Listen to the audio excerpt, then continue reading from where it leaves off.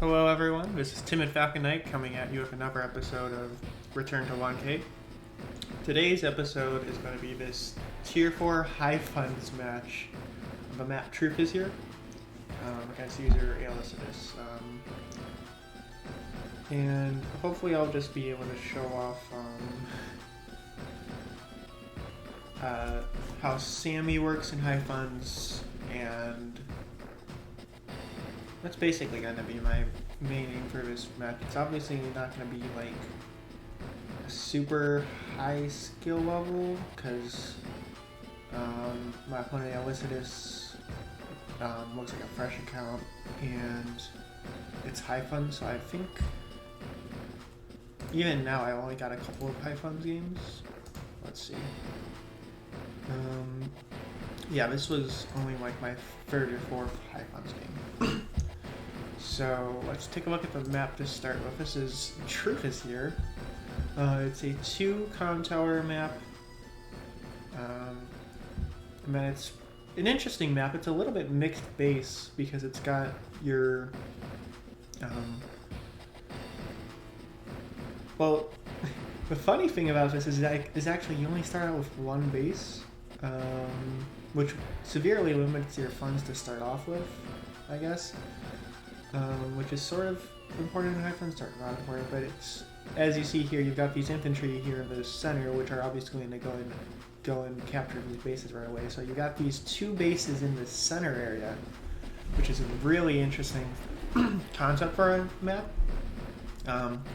Honestly, I feel like most of the High Funds maps are also mixed base, like, well, especially in Global League. Let's take a look at this actually. You know what? No, I'll come back to this at some other point. The point here is basically you have these 2 base areas which are going to be pushing towards this 1 base area down here. And then you have obviously the airports on both sides here backing it up. You have the contested, well, semi-contested comm towers here next to the 2 bases, which obviously should pretty much usually be gobbled up by the player with the 2 bases. And then you have the ones on the islands far over here, which should be grabbed when you eventually invest in a transport copter and send your units out this way. And then you also have these islands with these double cities, which you can basically just have control of with just a single infantry and a transport copter. So that's another 4K income per turn thing that is up for grabs there. You got the ports here, which in High Funds they might matter a little bit because you actually have enough for like battleships and stuff. And you can sort of zone out these areas, including your opponent's 2 base area. So going from a port and getting like a battleship isn't like the worst thing. Even though you do have these airports around here which sort of shut down any sea units, like battleships especially, are pretty much hard countered by like 1 or 2 battle copters that you send this way, just due to just because they can't really counterattack against them, and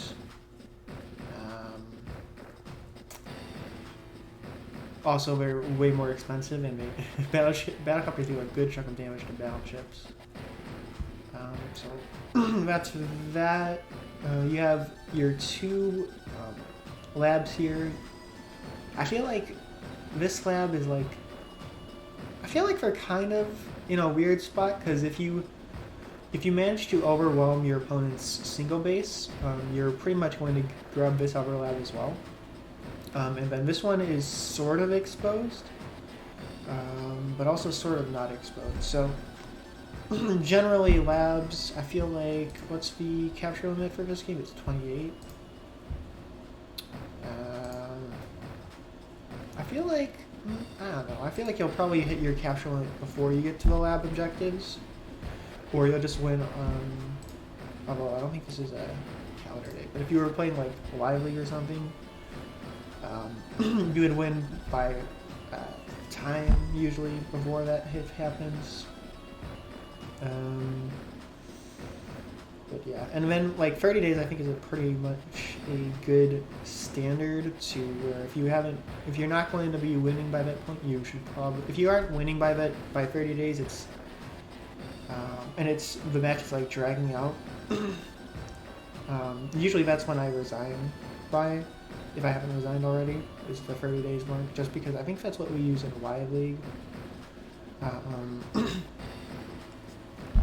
And it's just a good, if a battle is dragging out for more than 30 days, and you don't have a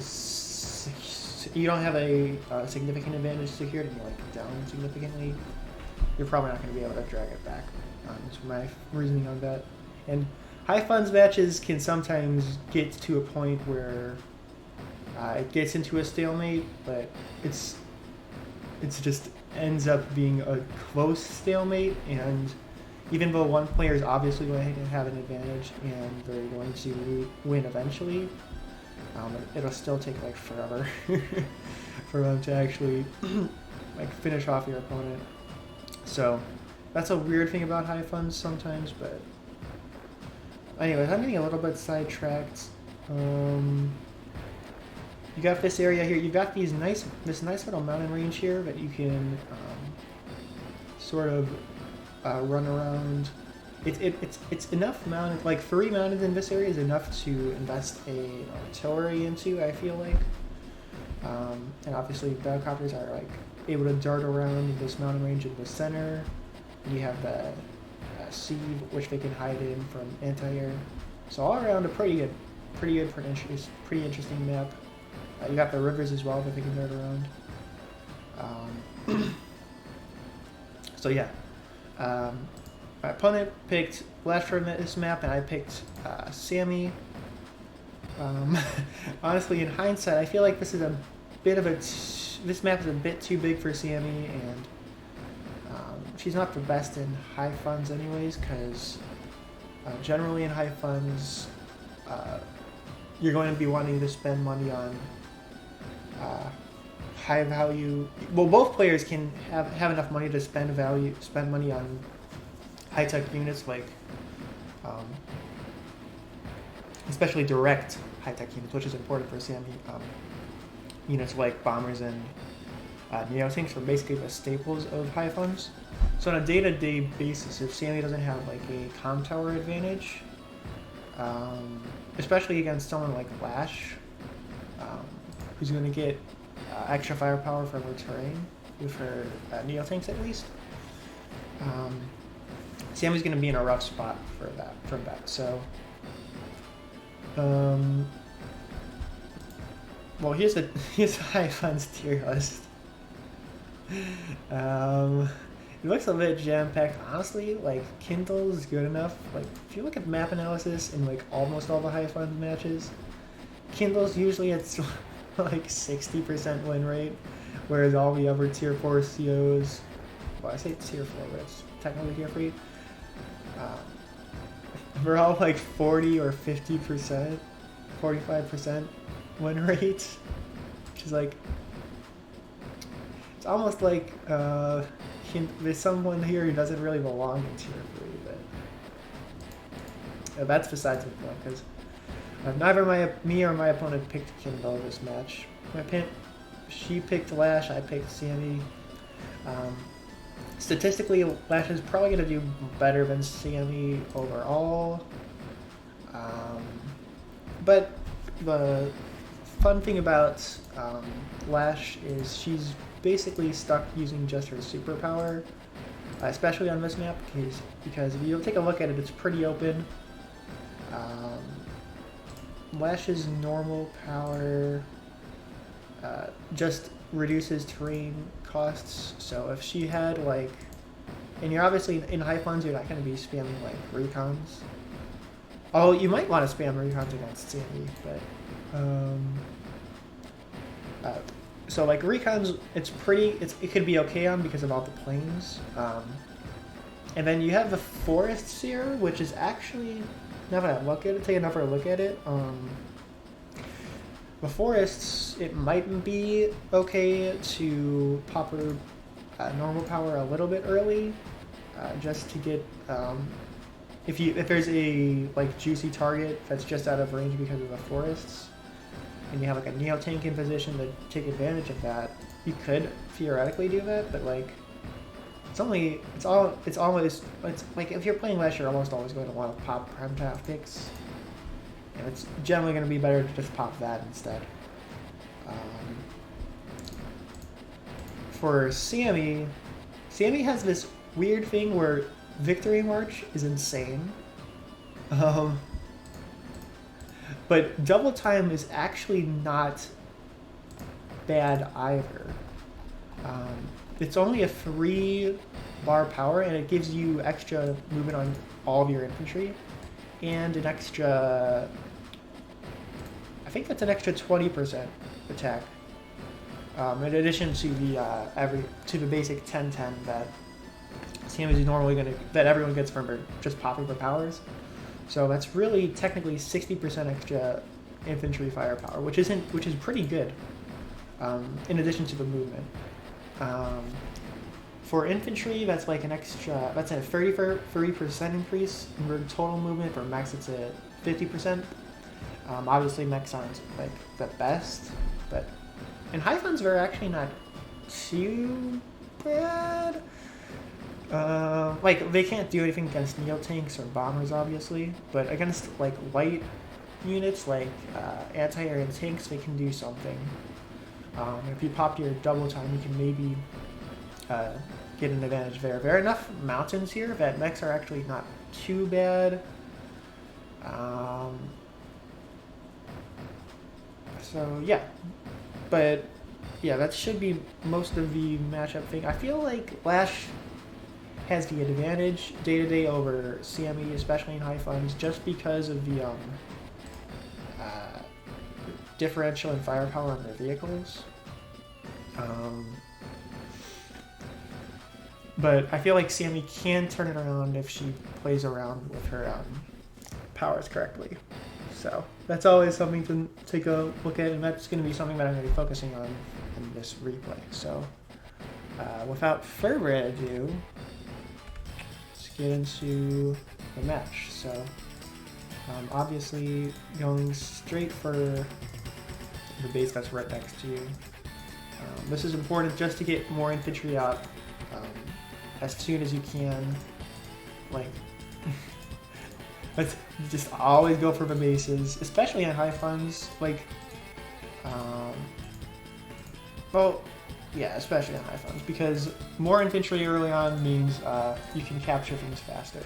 And because, like, even though cities will give you an extra 1,000 income, so if you go for them a little bit earlier, you will get a little bit of extra income, but the extra infantry is going to capture you so many more properties early on that you always want to go for the base. This is especially true for high funds. You generally want to start out with a really big infantry base before you build any vehicles or anything. However, I think that was like turn 3 or something? Turn 4. No, turn 3. No. It's turn 4 that I popped that out. Turn 4 artillery.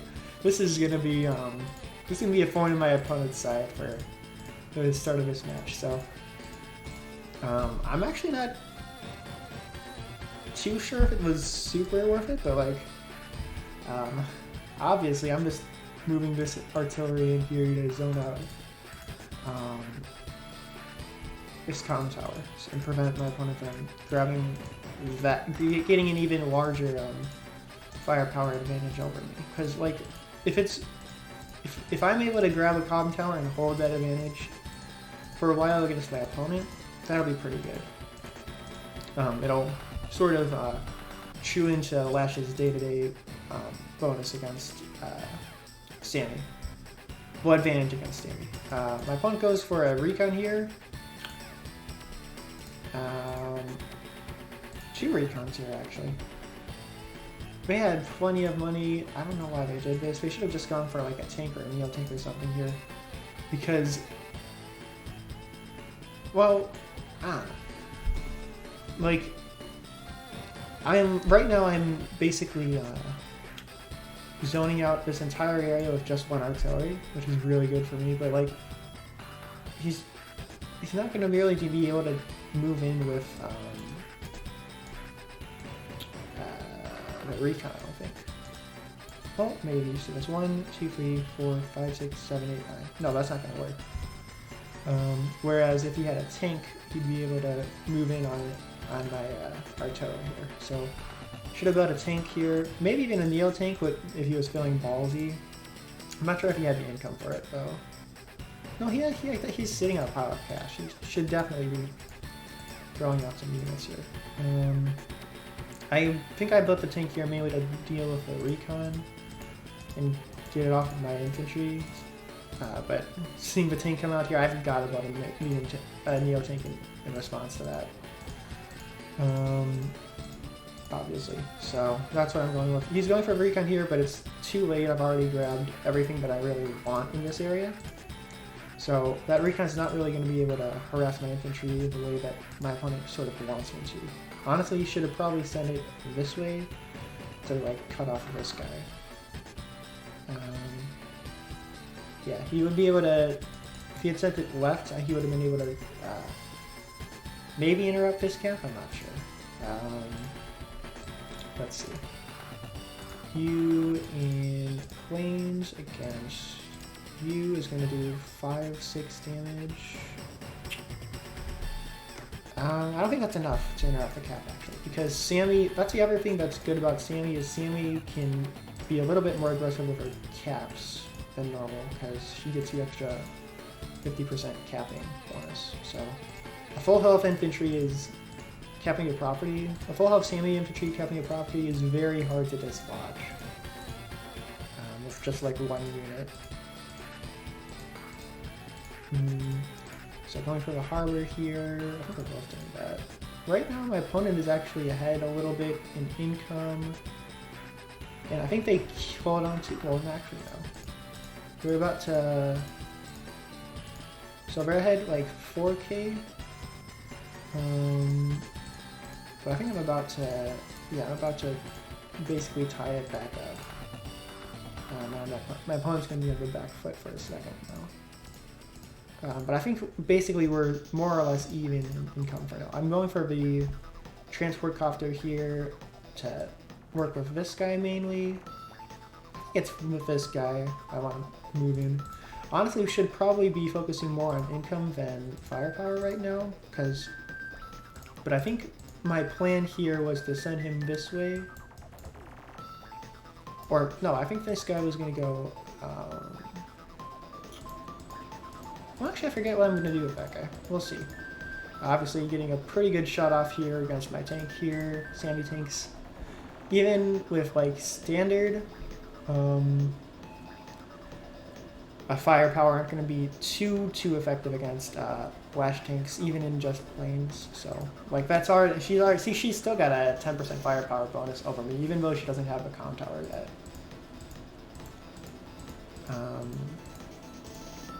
My opponent's also going for the transport copter, as you can see.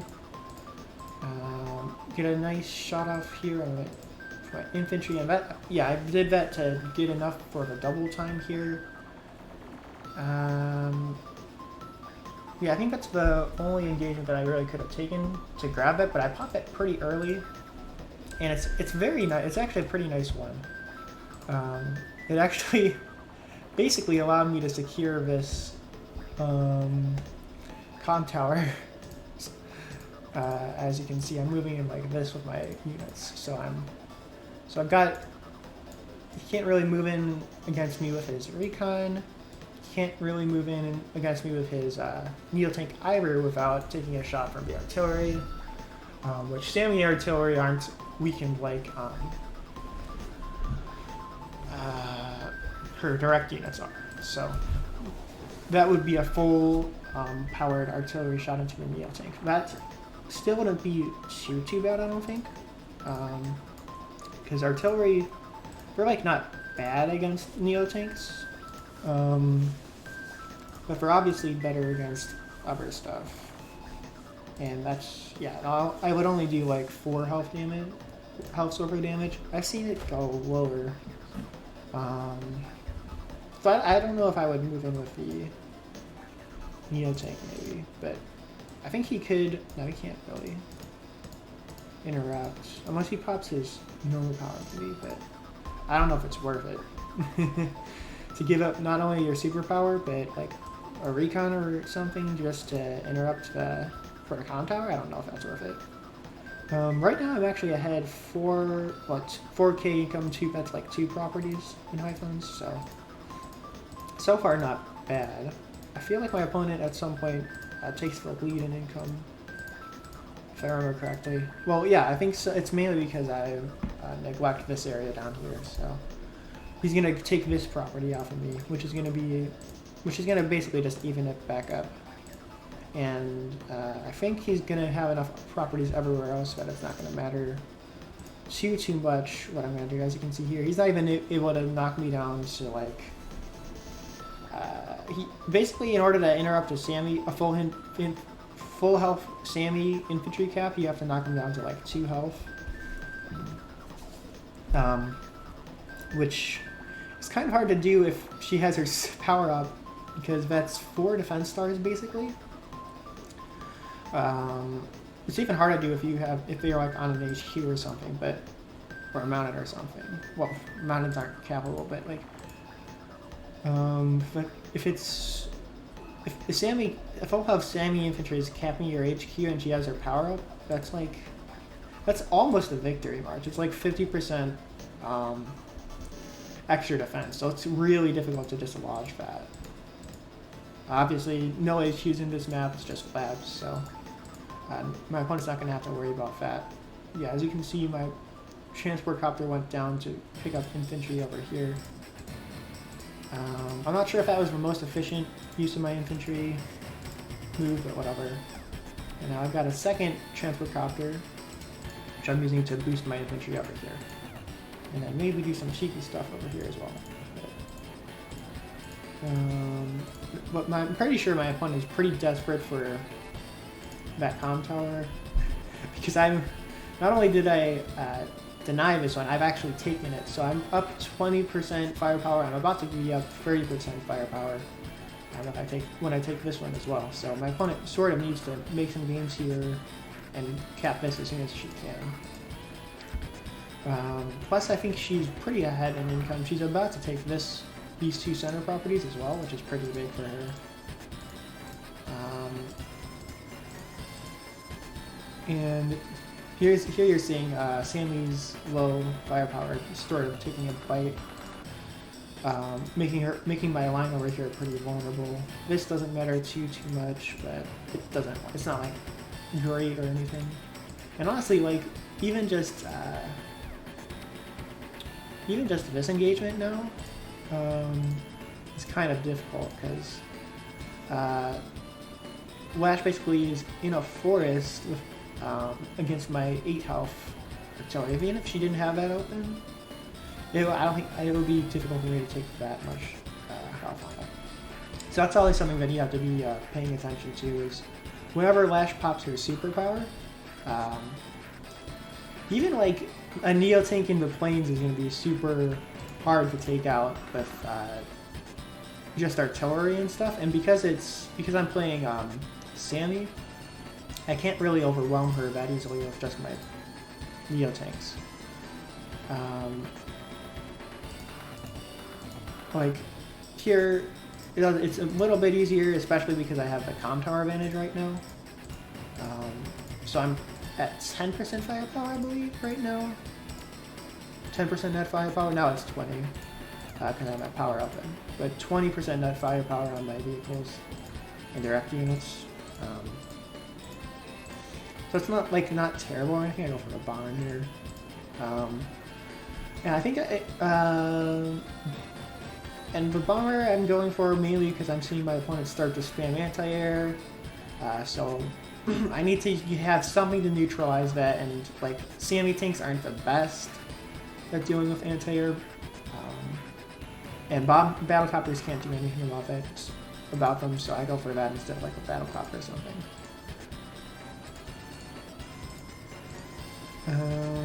As you can see here, mainly what I'm doing around here is just darting into my opponent's range and taking out her units as they approach, and just keeping them off of these properties that I have around here. My opponent's about to flip this property, so, and they're making some gains over here as well, which is pretty irritating, honestly. Here we're not able to. Well, actually, no, they are. They're able to cut me down to 3 health, which I think is enough actually to prevent the cap, maybe. But as you can see here, my opponent's actually up a significant amount in income right now. That's that's actually 8k income. That's 4 properties. Like, it's against Sami, and Sami can come back from that because her capture game is so good, but like, if it were any other CO I were playing, that might be pretty bad. But the thing that I do have a pretty significant advantage here, and that's that I'm able to just cut off this transfer copter here, and I've got these 2 islands basically completely secured because he can't land on any of these tiles with the transfer copter anymore, since I have a unit blocking it. So I can just zone out this area with the transfer copter if I need to, and basically just dart in and out as needed. So that'll secure my income. In a couple of turns we'll be tied. I'm trying to make a push here, but like, he's got anti-air in the area, so that's not going to be the best idea. I feel like in high funds, anti-air are basically, you sort of want to spam anti-air against Sami a little bit. Mainly because they're better against her infantry than recons are. Like, normally I would spam like recons a little bit against Sami. Like, look at that. Can't do anything. And I'm not going to move my transport copter either. For now. Yeah, as you can see, takes me out completely. And I don't have anything in range here to like sort of counterattack there. Actually not going for a chain with the anti-air, and like, anti-air chains are something that happens a lot in high funds, especially once big units like bombers come out, because it's preventing the bombers from the anti-air used for zoning a lot. Oh, my opponent actually built a fighter here to counter my bomber, which is, it's fine. It's just he needs to be careful with it, and remember that he's basically using it for the bomber, and keep an eye on how much he's going to be spending with it, and not try. You can't basically, what fighters do is they make a really nice no-fly zone for your opponents, where your opponent can't move in with their bombers or anything. So you use your fighters sort of like anti-air with a bigger move radius and higher effectiveness.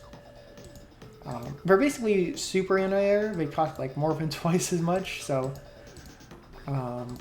yeah, there's that. My opponent's actually going to try and cap these properties over here instead of waiting around here. If it's transport copter, he actually moves in and takes out my battle copter, 9 health battle copter. So I'm already doing a good amount of work with his fighter. There's nothing that I can really do about it right now because I don't have any anti-air in the area. So it's my turn. I'm making a push over here, actually taking out his, well, not quite, but almost taking out his missiles here, taking a shot at his Neo tank. Actually, I think, I'm not sure if that's worth it, but whatever.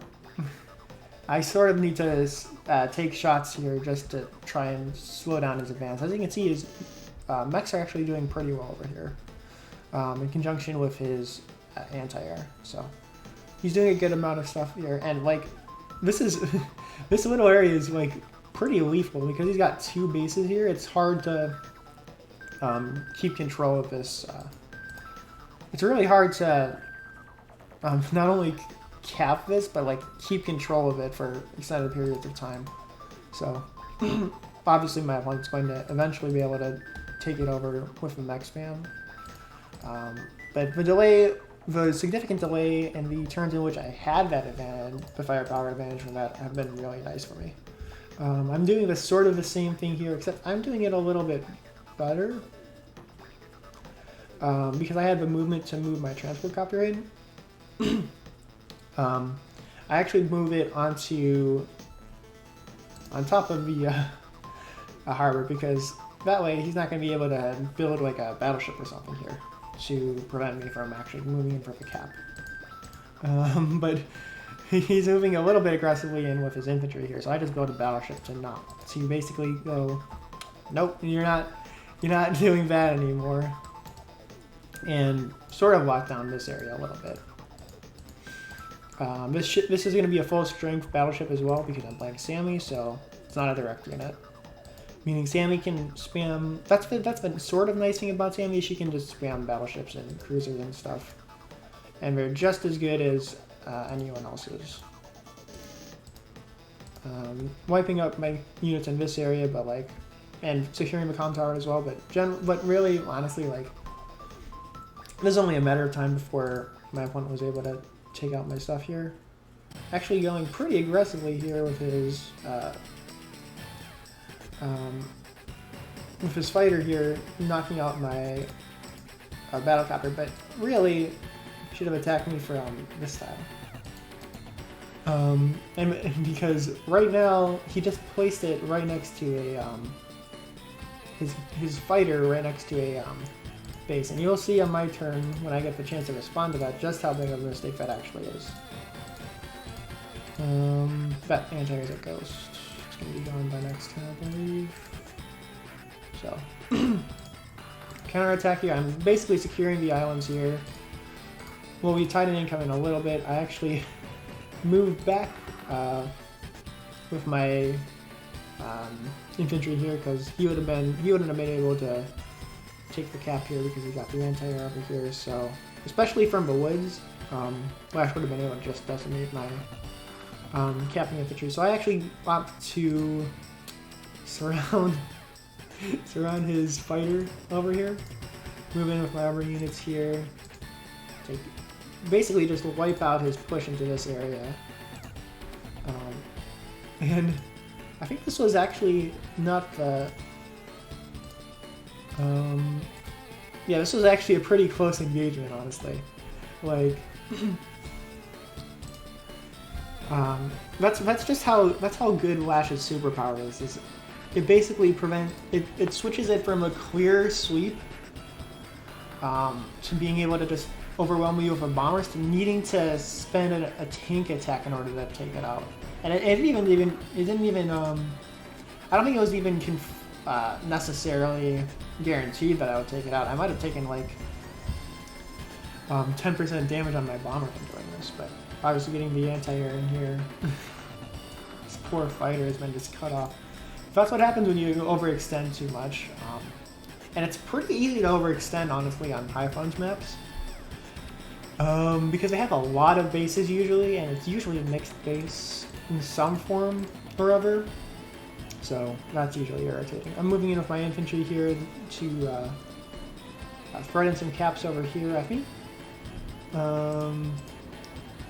Right at this point, I'm saving up for a victory march. I've got this guy over here to like take one property, because that's honestly all that I need is like one property in order to swing things into my favor. It looks now like he's going to be able to move in with his Neo tank here against my mech, but that's not going to happen. So I think, let's see, you into you. No, it's not. it's still really bad for me. But I think my reasoning for moving in like this Like, I should have attacked probably, or just... No. No, I don't think I should have attacked. I should have...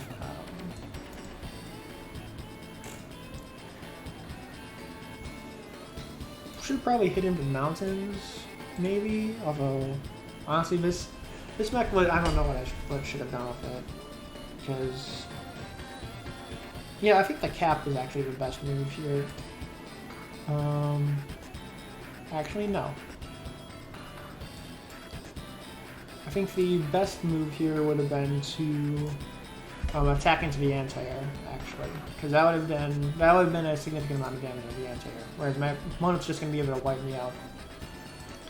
Again, this map has a lot of forests next to properties, so Flash has a pretty good time on this map because she can attack with stuff like from her anti-air stuff into my capping infantry and stuff, and just wipe them out like that. So that's pretty good for her. Trying to break the blockade that I have here for the spider here, but we're not going to be able to stop me from doing this with my anti-air, from just taking out his fighters, so that's not going to happen. He's moving in with the mechs a little bit, but like mechs are slow. I've got a battlecopter, a tank, and a battleship over here. He's not going to be able to move in and actually take anything with that push. So what he really should be doing is moving in with battlecopters and stuff here to try and threaten my battleship. Excuse me. And then he would be able to cover his mechs and stuff with that. But right now, or maybe a bomber would have been good too as well. I don't think he built a single bomber on this entire match, which he definitely should have. I obviously go... Well, I should have popped Victory March at the start of the turn for the extra firepower.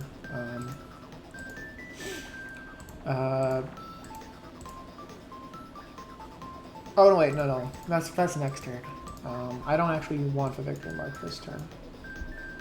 I save it for a turn, mainly because I'm like, okay, I can maybe cap this one if he ignores me with the battlecopter, and I can draw it away, but maybe I'll be able to actually cap this airport here next turn. If he doesn't... If he, depending on how... next turn I'll be able to do it no matter what with Victory March, so there's that. And then I'm also moving in with this infantry to try and threaten these properties as well, so move in this turn and then cap next turn. And like, since we're tied right now, even excuse me, even like a couple of properties, a swing of a couple properties would be pretty freaking huge at this point. It doesn't matter what they are. So my opponent moves in. Actually, I actually suicides their anti-air here in order to get their superpower up, and that's a pretty good move on their part, I feel. Because, well, actually, they didn't even suicide it. Oh no, they did. But if they took out half my bomber and they got the superpower, that's pretty good for them. So, my bomber is down to 3 health actually, and they're sort of running low on ammo. Not really, but this is sort of into a glorified chip unit at this point. So, he's taking the bite out of my bomber basically by doing that. Moving in with his other units, he's making a pretty good push here, as you can see. Like, it's a pretty big, significant difference in just sheer unit value. My opponent's a little bit behind on unit count, so I might be able to overwhelm them a little bit, and they are overextending pretty severely actually, so as you can see here, I'm able to kick him a little bit off of this property, but I'll be able to finish it off next turn.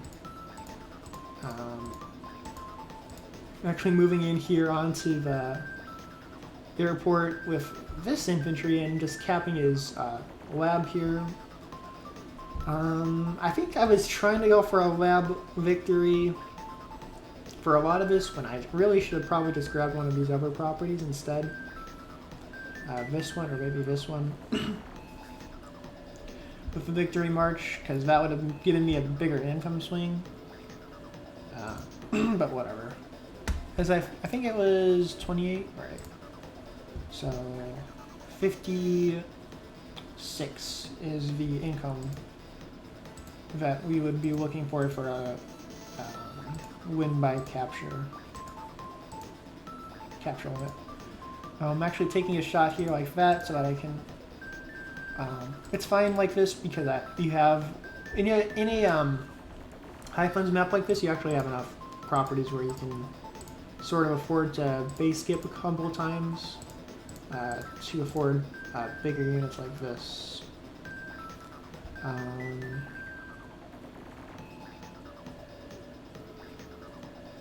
Maybe I should probably attack from somewhere other than the base with this guy, but whatever. Oh well. And I want my infantry into here, obviously, because I'm going to be threatening that as well. And I want to make that a little bit explicit. Kind of suiciding their anti-air here. Honestly, I don't really think that's the best idea because look at all these battlecopters. I'll just be able to kill his anti-air with battlecopters, and that's always embarrassing. So he should have had this stay back here for a little bit and just zone out in this area, so that it would have been a bit more difficult for me to move in against his neo tanks with my battlecopters, which is really where it's going to matter. More so. Obviously I have a 6 health neo tank now, so I can move in like that with my battlecopter, take him out like that. It's not going to be, and that's basically cutting off all of his pushing over here. And you see him moving back with his transport copter to try and capture these properties, so that's something that he's doing. I move in with my neo tank here. Sort of I think I mainly did it to try and draw my fire from this battlecopter away from my infantry, but like, because I moved my transport copter from here to here, my infantry guaranteed the airport cap over here. So that's a pretty big win. It's a really big win. Find my opponent, I'm sort of considering building a carrier here actually, just to shut down this airport. But obviously he has a battlecopter in the area, so he doesn't really necessarily need to do that.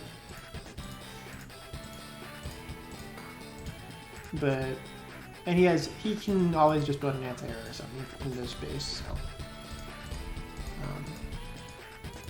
so it's not too big of an issue for him. But he's actually moving in and doing a little bit of damage to my battleship, which is cute. Moving in with the rockets here to sort of try and threaten my battleship a little bit, but like, whatever. He's actually going for the fighter here. It's actually not in range of this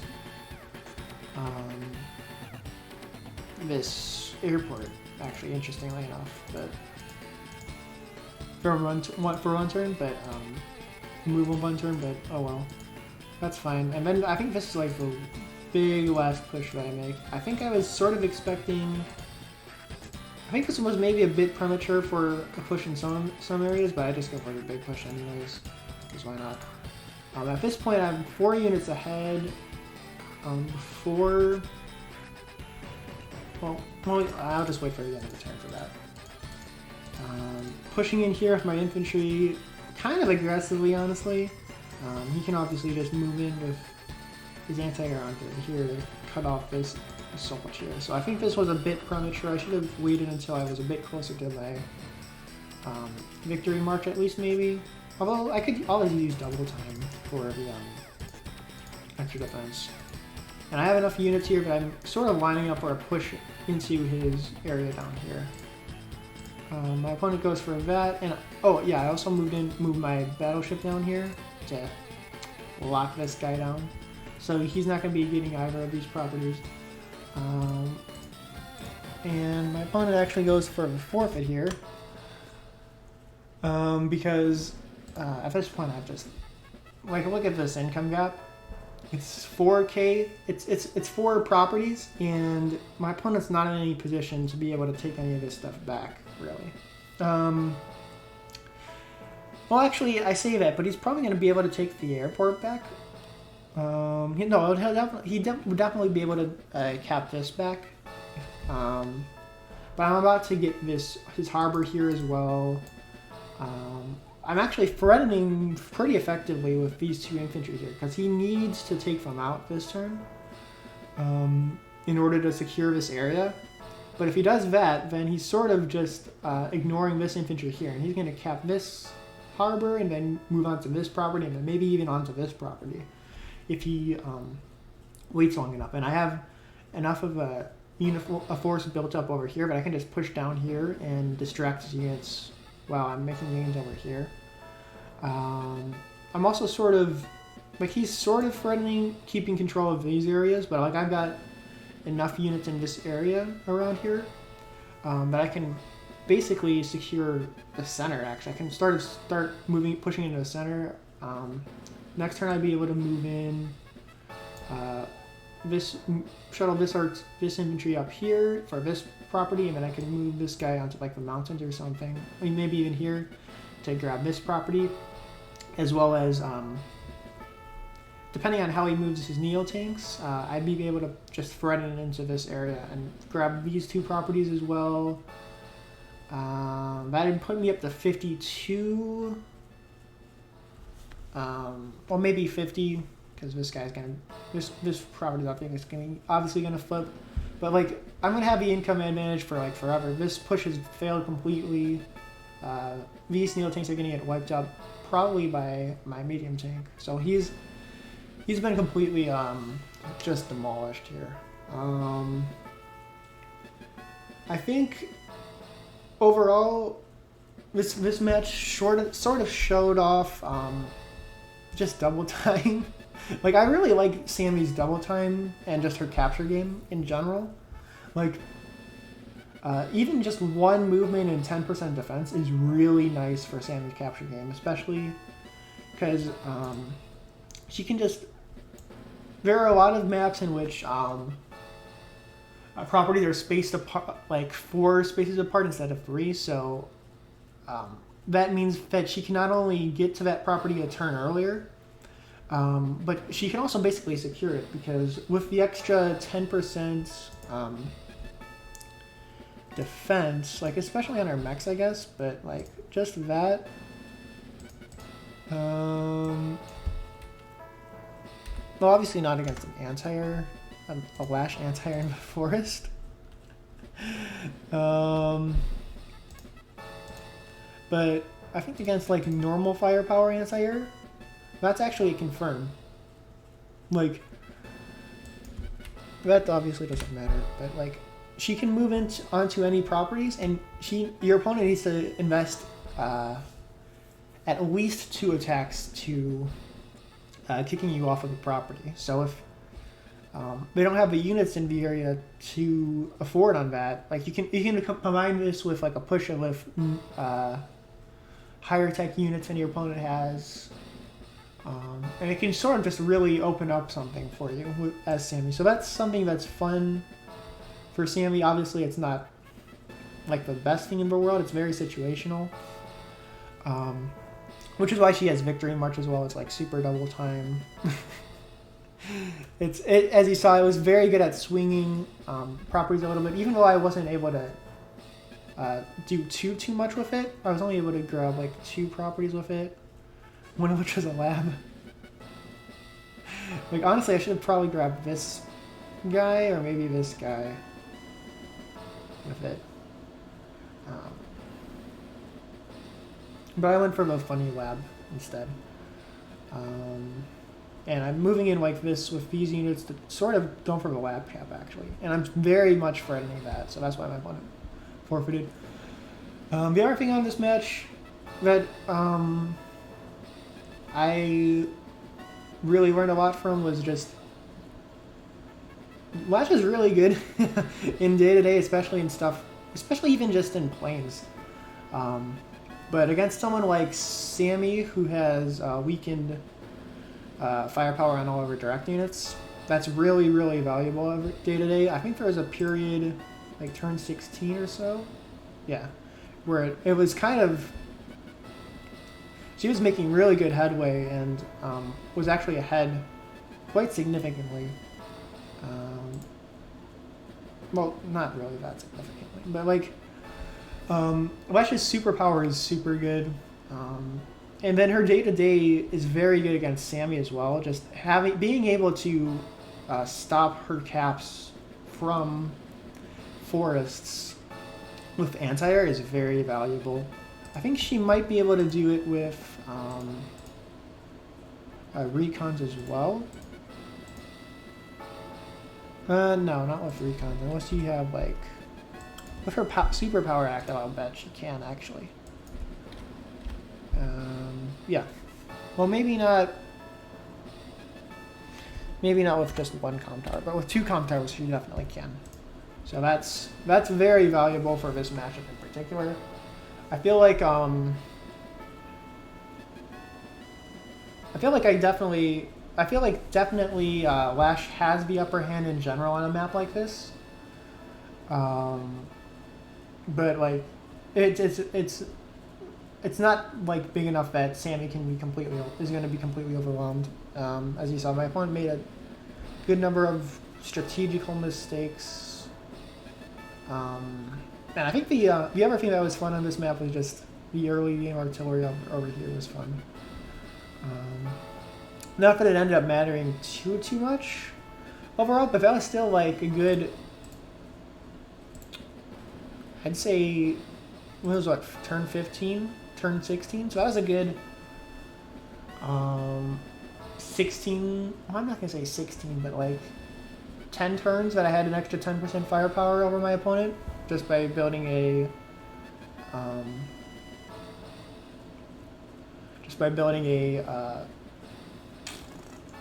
artillery, obviously. So yeah, that should wrap things up for this match, and I've been rambling for a while actually. So this is a bit of a long episode today. But let's get on to what I'm doing next week. Oh yeah, next week's obviously gonna be this standard game. It's gonna be a tier 1 match showing off why Hawk. Why I like to play Hawk against Von Bolt. I hate Von Bolt. I hate playing Von Bolt. I hate playing Von Bolt into Von Bolt. It sucks. I generally like Hawk a lot more, and I'll explain why next week. So you can stay tuned in for that. Obviously, like, subscribe, and all that nonsense. But yeah, I will see you guys next week for Hawk versus Von Bolt. Celeste is like sort of small, but sort of not small. So it's like big enough that, like, let's see, map analysis, 50. 56. So it's small enough that Von Bolt actually sort of comes out on top, but I prefer Hawk to Von Bolt every day of the week. But it's a bit of a give and take sort of situation with this. But I will get into that next week, obviously. It's actually getting pretty late for me. I've got to get to bed. So. Not that it matters for you guys who aren't going to be watching this for another half a week, but anyways, sorry I've been rambling. That's what happens when I'm tired. Anyways, I will see you guys next time. I am out.